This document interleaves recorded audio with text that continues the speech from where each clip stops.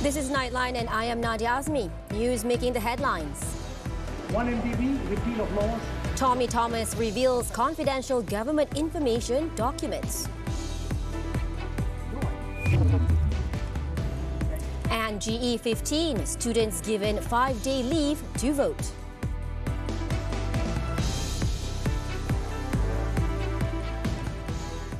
Certain passages in the book My Story, Justice in the Wilderness, written by Tan Sri Tommy Thomas, were found to clearly reveal government information, facts and documents. The Special Task Force, STF, which investigated allegations made in the book, said it included communication and discussions between the former Attorney General and the Yang di-Pertuan Agong and rulers, the Prime Minister and the Chief Justice. Also revealed in the book were amnesty board proceedings and intergovernmental negotiations on contract-related disputes. The STF said it involves communication that may impact negotiations between the federal government and third parties. The task force added that the revelations showed that Tan Sri Thomas lacked integrity and failed to maintain confidentiality of communications, especially when the Prime Minister had made it clear that what was said to him about the objections of certain parties to his appointment as Attorney General should be kept confidential. The STF is also of the view that several laws and regulations had been violated by Tan Sri Thomas, including Section 203A of the Penal Code and Section A of the Official Secrets Act. It recommended that an investigation be carried out to determine whether there has been a conflict of interest in the appointment of Vinayak Pradhan as Director of the Asian International Arbitration Centre, AIAC. Meanwhile, the STF also found that Tan Sri Thomas spent about 3.5 million ringgit of public money to appoint external lawyers, including his former partner, on behalf of the Attorney General's chambers. It also stated that while the former AG had the right to procure external lawyers for the AGC, this sidelined deputy public prosecutors who could have worked on those cases.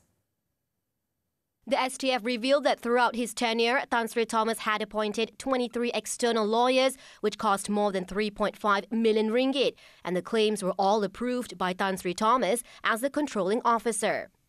The report noted that there were many external lawyers appointed by the AG to advise on legal matters or to fight the government's cases.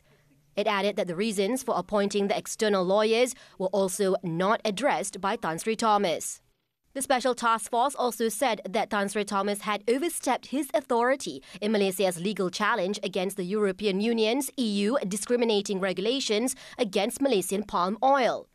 The report said the then AG had sidelined the Primary Industries Ministry and failed to take into account advice from its civil servants. Tan Sri Thomas is alleged to have appointed 5 lawyers from the Malaysian bar who did not have any experience in dealing with either EU laws or taking any legal challenge to the World Trade Organization WTO. Commenting on this, the Special Task Force recommended that a guideline should be defined specifically regarding the authority of the state attorney and public prosecutor in appointing external lawyers to represent the government. In addition to the guidelines, the Special Task Force added that transparency and integrity must be ensured, as well as avoiding any conflict of interest.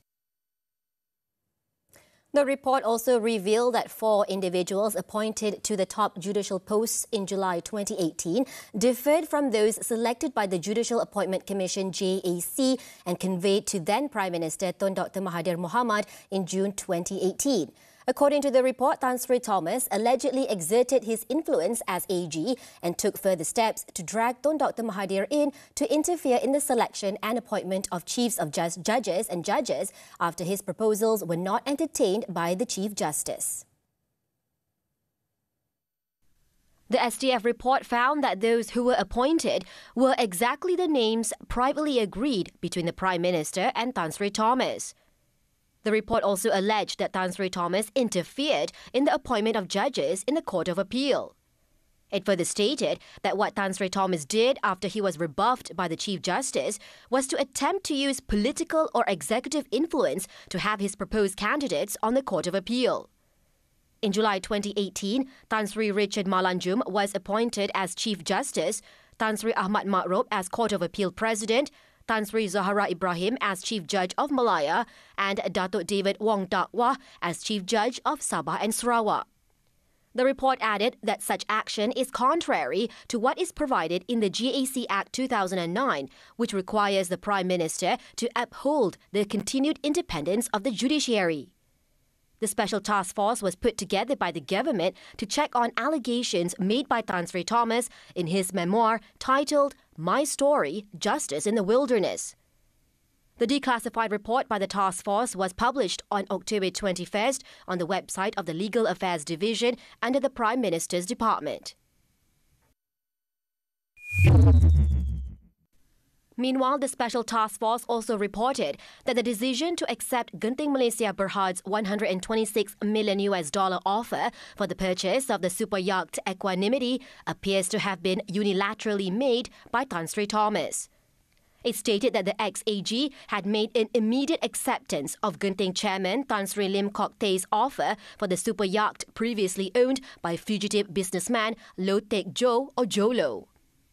This was done without reference to the then legal owner of the super yacht, 1MDB Group, and the sovereign fund's ultimate shareholder, Minister of Finance Incorporated.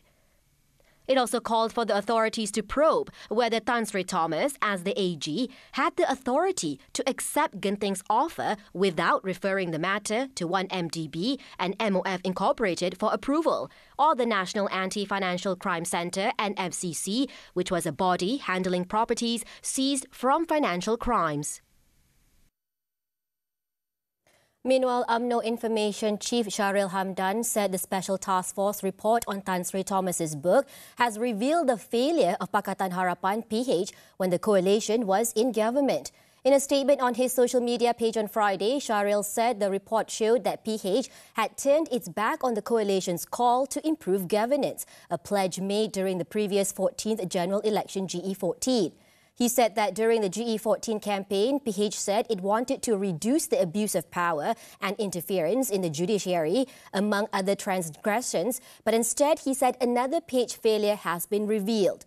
Ahead of the 15th general election, Shahril said PH are peddling similar slogans, claiming that it is clean, reformist, sincere and people-oriented, and has even accused UMNO of wanting to win so that it can interfere in court cases.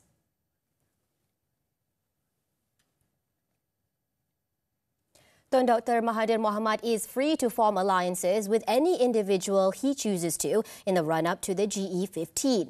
Prime Minister Datuk Sri Ismail Sabri Yaakob said the former Prime Minister has a right to be running mates with whatever coalition of his choosing, as this was what he has been doing in the past. Mahathir nak kawan siapa, terserah pada dia. Terserah pada dia nak kawan dengan luar ke, nak kawan dengan DAP ke, nak kawan dengan siapa, terserah pada dia. After all, dulu pun dia pernah kawan. Okey, okey, hak dia lah kan. Media reports on Friday quoted Tun Dr. Mahathir, who is Gerakan Tanah Air GTA chairman, as saying he was prepared to meet Datuk Sri Anwar Ibrahim for talks on cooperation to face GE15. In the meantime, GTA and Perikatan Nasional (PN) have begun talks to explore a possible political cooperation ahead of GE15. GTA Pro Tem Deputy Chairman Datuk Sri Mukhris Mahathir, however, said that both parties need to reach an understanding first before formal negotiations are made.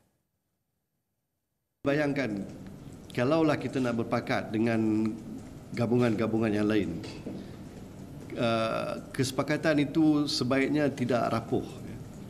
Dia mesti yang boleh bertahan lama. Jadi kena ada saling percaya-mempercayai di antara satu sama lain supaya akhirnya kerajaan yang tertubuh itu penuhlah sepenggal.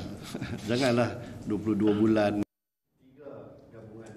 He said the cooperation can be realized if both parties can put aside their differences and find common ground in order to achieve the same goal. Meanwhile, after announcing that its candidates will use the PAS logo in Kelantan for GE15, Bersatu said it has not ruled out the possibility of allowing its candidates in several other states to take the same approach. Bersatu Information Chief Datuk Wan Saiful Wan Jan said this was to ensure that the logo used by candidates of the Perikatan Nasional component parties could be easily recognised by voters, especially in areas with 70% Malay Muslim voters. He added negotiations regarding which logos will be used in states other than Kelantan are still in the final stages, and the decision will be announced by the party in the near future.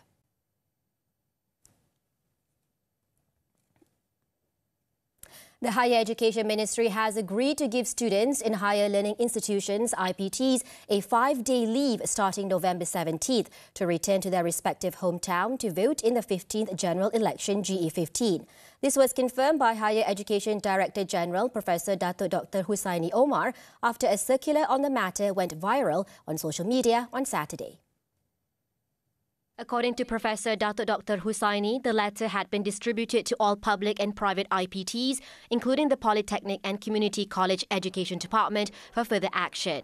He said the 5-day leave from November 17th to 21st is to give students enough time to travel to the polling locations and return. He also said that all classes and student activities during that period should be postponed and held on another date. The Election Commission has set November 19th for polling, while nomination is to be held on November 5th and early voting is on November 15th. As shoppers were abuzz preparing for the Festival of Lights, Datuk Seri Ismail Sabri Yaakob took a time off his busy schedule to visit the Deepavali Bazaar in Brickfields, Kuala Lumpur on Friday night. The Prime Minister arrived in Little India at around 9:30 p.m. and spent more than an hour mingling with visitors at the bazaar. While there, Datuk Seri Ismail Sabri also handed out cash aid and donations of clothing to orphans. Accompanying the Prime Minister on his walkabout were Federal Territories Minister Datuk Seri Shahidan Kasim and Human Resources Minister Datuk Seri M. Saravanan.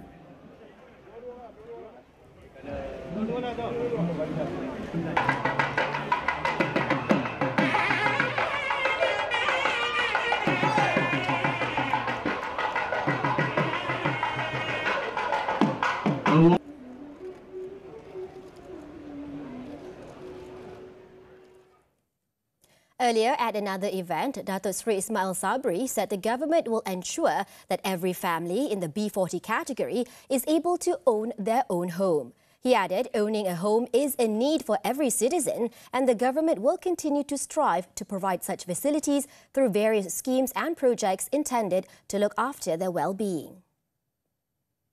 The Prime Minister said the Housing and Local Government Ministry has been given the responsibility of implementing the Keluarga Malaysia concept of one family, one home, especially for the B40, M40 and youth groups. Kerajaan menyedari bahawa keluarga Malaysia berhak memiliki rumah kediaman sebagai keperluan untuk meneruskan kelangsungan hidup dan pelbagai usaha dilakukan untuk merealisasikan. Justru, kerajaan komited memastikan penyediaan rumah kediaman yang mencukupi, berkualiti dan mampu milik bagi memenuhi keperluan penduduk yang semakin bertambah. The Prime Minister said this when officiating the groundbreaking ceremony of the Bura People's Housing Programme or PPR on Friday. The Bura PPR project involving 1,000 houses is intended for those with a household income group of 5,000 ringgit and below. The 3-room terrace houses cost 45,000 ringgit each compared to the actual cost of 160,000 ringgit, meaning the government was subsidizing the house by almost 120,000 ringgit.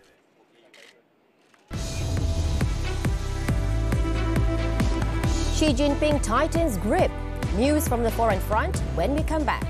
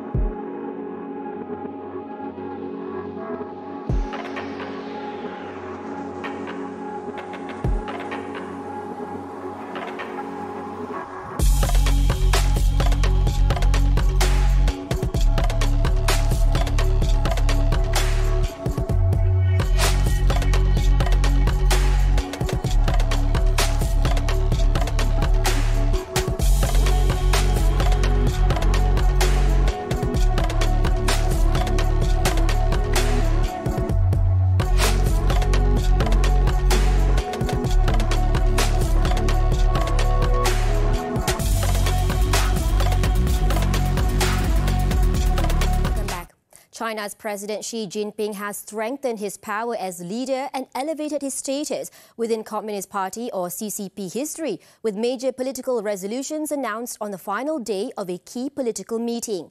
The CCP Progress on Saturday approved amendments to its constitution, including the 2 establishes and 2 safeguards aimed at enshrining Xi as at the core of the party and his political thought as its underpinning ideology.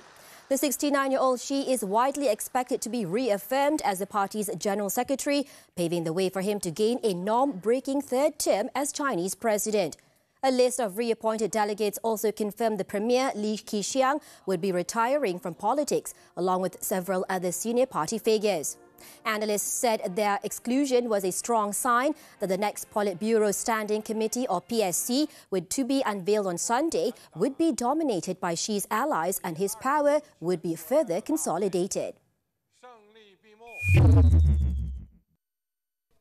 Meanwhile, China's former top leader Hu Jintao was unexpectedly led out of Saturday's closing ceremony of the Communist Party Congress.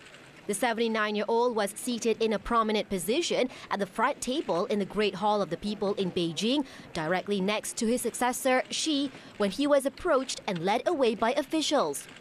Hu then appeared to rise after being lifted up by the staff member who had taken the former leader by the arm, while Kong Xiaoshun, head of the party's secretariat, came over.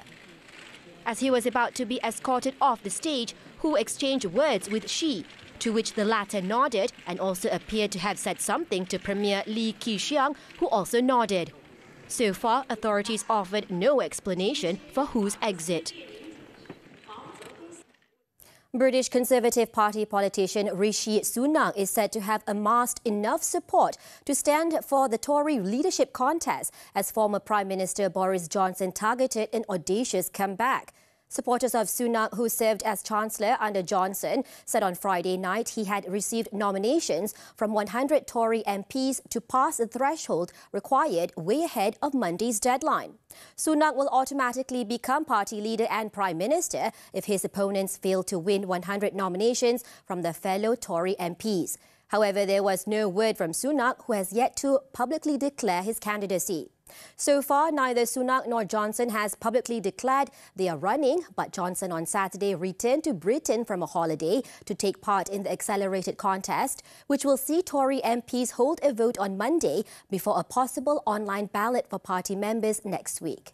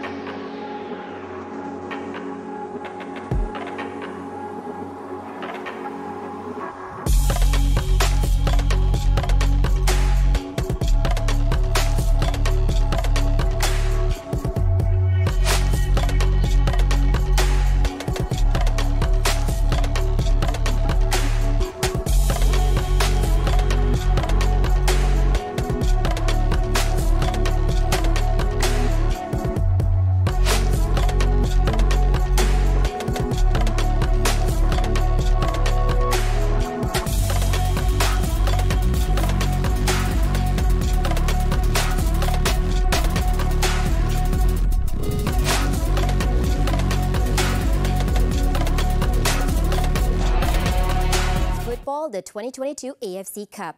Al Seeb became the first Omani club to lift the trophy when they defeated KL City 3-0 in the final at National Stadium in Bukit Jalil on Saturday night.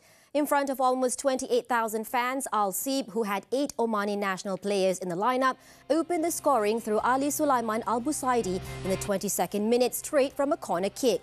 Abdul Aziz Humaid Al Makbali doubled their lead in the 37th minute when he headed comb across before defender Yusuf Nasher Al Malki put the result behind doubt with Al Seeb's third late in the second half. With the win, Al Seeb brought home $1.5 million cash prize, while KL received $750,000.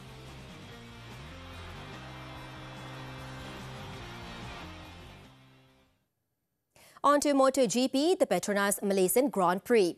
Jorge Martin will start the race from pole position on Sunday as MotoGP title contenders Francesco Bagnaia and Fabio Quartararo were among the riders who hit the deck on Saturday. Martin from the Prima Pramac Racing team was in fine form at Sepang Circuit as he set a new all-time lap record of 1 minute and 57.790 seconds to top qualifying 2, erasing the previous mark of 1 minute 58.303 seconds set by Quartararo in 2019. Gresini Racing's Nadia Bastianini claimed second place on 1 minute 58.246 seconds, while Marc Marquez of Repsol Honda completed the front row after clocking 1 minute 58.454 seconds.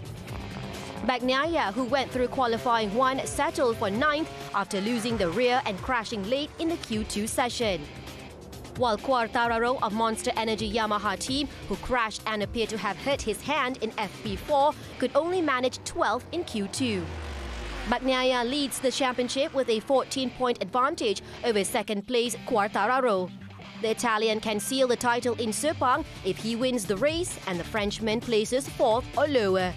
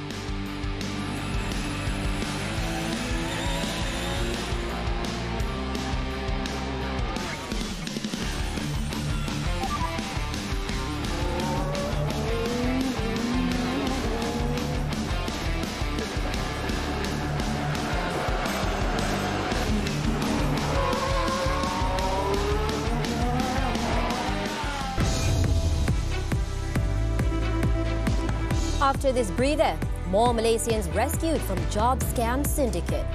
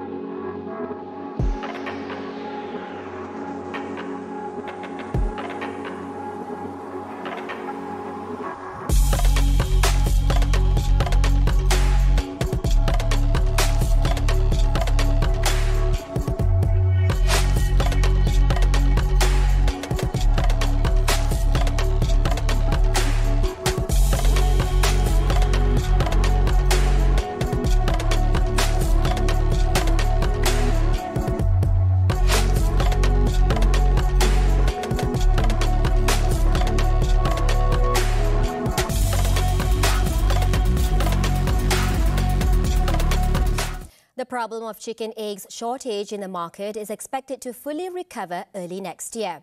Deputy Agriculture and Food Industries Minister Datuk Seri Ahmad Hamzah said this following the government's move to give and increase subsidies to chicken breeders and egg producers by 5 cents to 8 cents per a piece compared to 3 cents previously.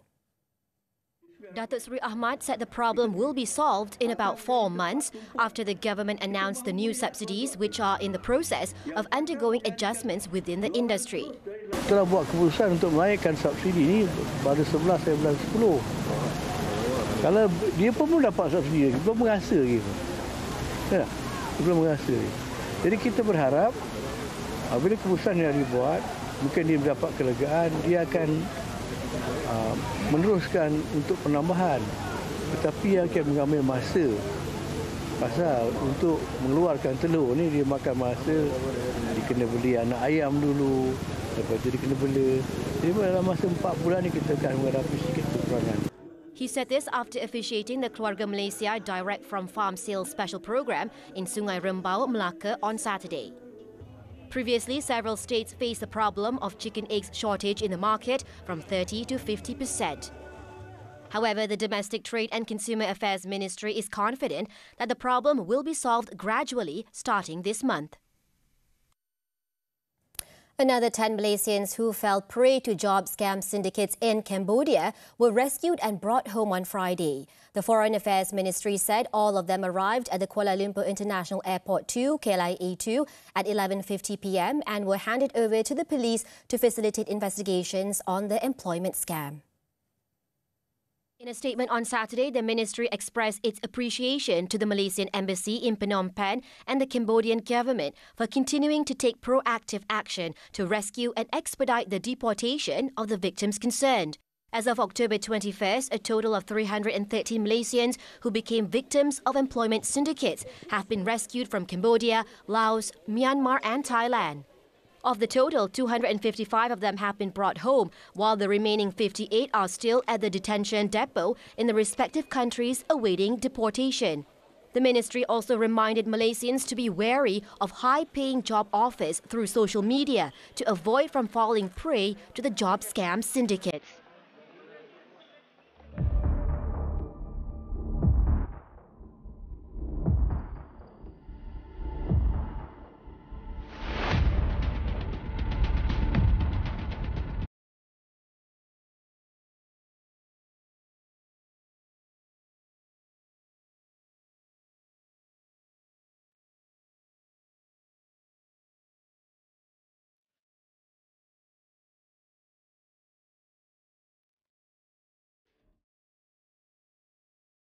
Interactive Park Harry Potter, a Forbidden Forest experience, opened to the public on Saturday in New York.